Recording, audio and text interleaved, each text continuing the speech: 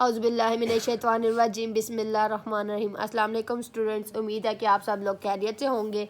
आज हम पढ़ेंगे क्लास 9 का chapter number 7 density and temperature. आज हमने पढ़ना है डेंसिटी एंड टेम्परेचर के बारे में। डेंसिटी और टेम्परेचर के बारे में हम आज पढ़ेंगे। आज हमने इसके शॉर्ट क्वेश्चंस के बारे में पढ़ना है। एमसीक्यूज हमारे लास्ट वीडियो में हो गए थे, तो आज हम करेंगे इसके शॉर्ट क्वेश्चंस। ये शॉर्ट क्वेश्चन पे आ जाते हैं। आज हम इसके शॉर्ट क्वेश्चंस करेंगे। उम्मीद है कि आपको वीडियो क्लियर दिखाई दे रही होगी। क्वेश्चन नंबर 1 है to liquids A.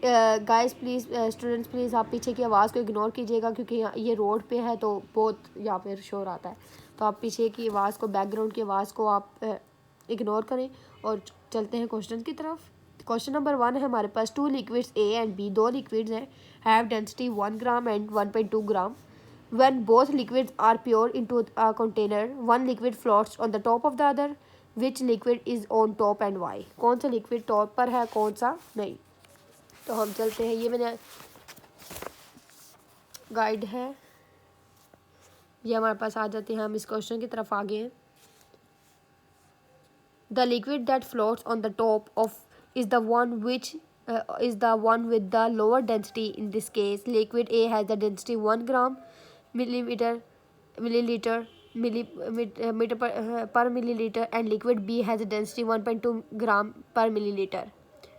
Since liquid A is the less dense than liquid B, liquid A will float on the top of the liquid. The principle behind is that is a mixture of two immiscible liquids. The lighter, less density liquid will rise to the surface, while the heavier liquid will sink to the bottom. This is based on the principle of buoyancy, which states that an object will float if it is less dense than the fluid it is placed in. Here, liquid A is lighter compared to liquid B, therefore liquid A floats on the top of liquid B.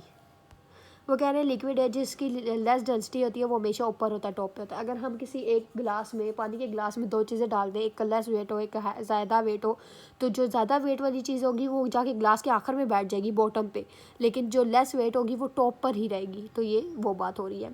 इसका second answer भी यही है। ये second answer इंतहाई easy है, तो आप second answer को बिल्कुल कर सकते हैं। सेकेंड शॉर्ट की तरफ चलते हैं।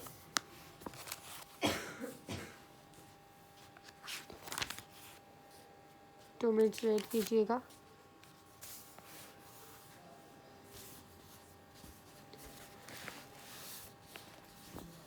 सेकेंड क्वेश्चन है हमारे पास, right a method to find the volume and density of a human body.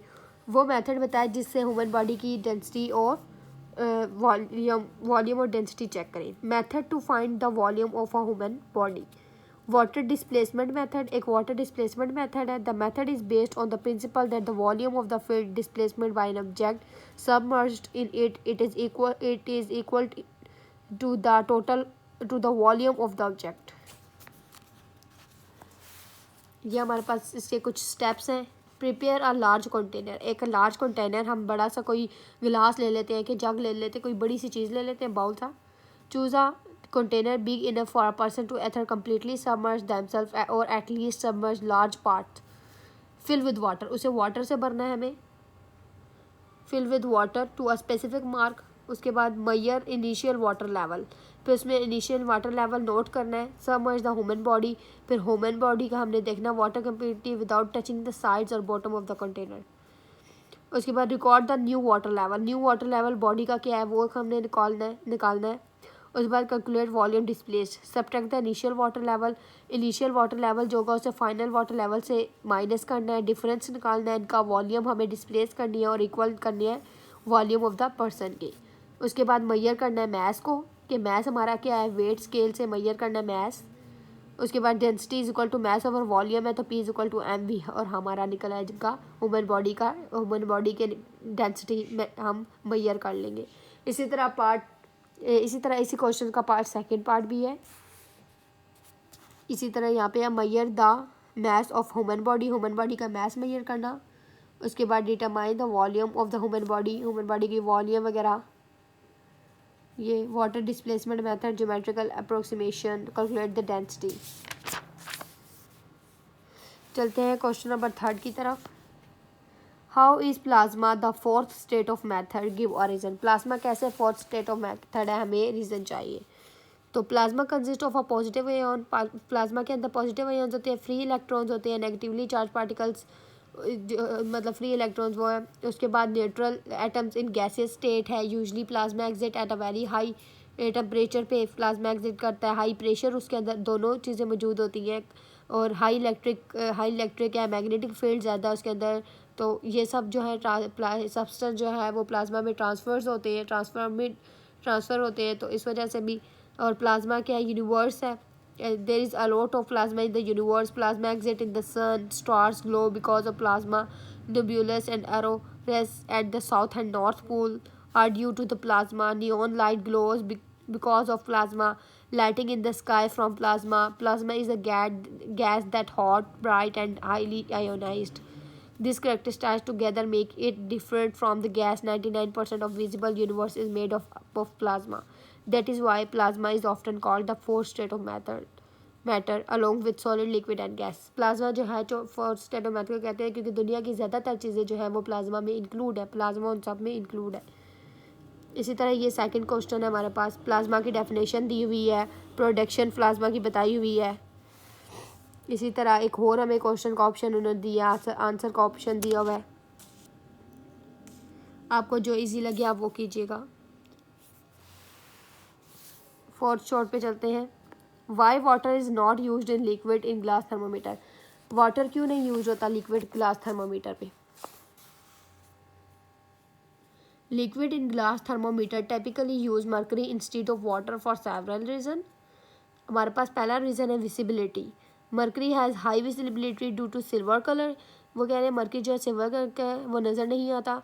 Making it easy to see in the narrow bore. Narrow bore में हमें इसे देखना आसान होता है। Low freezing point. Mercury remains in a liquid state at temperature much lower than water freezing point, allowing it to measure colder temperature. वो कह रहे हैं कि लिक्विड में टेम्परेचर को देखना आसान होता है, जबकि उसमें फ्रीजिंग पॉइंट में expansion. Mercury has a relatively uniform expansion rate over a wide range of temperature, making it suitable for accurate temperature measurements. Inertness. Mercury is chemically inert, meaning it does not react with some most substance. वो कह रहे हैं कि mercury जो है दूसरे substance पे react नहीं करता, तो इस वजह से भी है। ये एक्यूरेट है, लॉन्गिटिविटी है। Durability. Mercury is less prone to evaporating और observing into the glass compare to the water, ensuring the thermometer calibration remains stable over time. However, due to the toxicity of mercury, its uses in thermometer has decreased in favor of safer alternatives such as alcohol or digital thermometer. इसी तरह इसका second इन्होंने answer भी दिया हुआ है। Freezing point, boiling point, expansion characteristics, evaporation. उसके बाद चलते हैं शॉर्ट 5 की तरफ। Can we increase internal energy of substance without increasing its temperature. क्या हम इंटरनल एनर्जी को इंक्रीज कर सकते हैं उसके टेम्परेचर को इंक्रीज किए बगैर। Yes, it is Indeed possible to increase the internal energy of the substance without increasing its temperature. This typically occurs in scenarios such as phase changes and isothermal process. First हमारे पास है phase changes, isothermal process. हम उसे change कर सकते हैं हमारे पास जब तक phase की changes ना हो और isothermal process ना हो। देखते हैं phase changes क्या है। During a phase changes such as melting solid and liquid or vaporization, liquid और gas, a substance observe heat without a change in temperature. Temperature को चेंज किए बगैर वो हीट ऑब्जर्व करते हैं। हीट इंक्रीज होती है, इंटरनल एनर्जी चेंज होती है पोटेंशियल एनर्जी के मॉलिक्यूल्स में। जैसे हाइज मेल्ट होकर वाटर में आ जाती है तो वो ऑब्जर्व करती है हीट को, और वो इंटरनल एनर्जी भी इंक्रीज करती है। इसी तरह इन टेम्परेचर्स में रिमेन कॉन्स्टेंट रहता है, और आइस मेल्ट भी मेल्ट हो जाती है। उसके बाद आइसोथर्मल क्या है। Isothermal process the temperature of the system remain constant. Temperature remain constant रहता है। इंटरनल एनर्जी जो है वो चेंज होती है और वो वर्क करती है, वर्क इज़ डन और बाय द सिस्टम।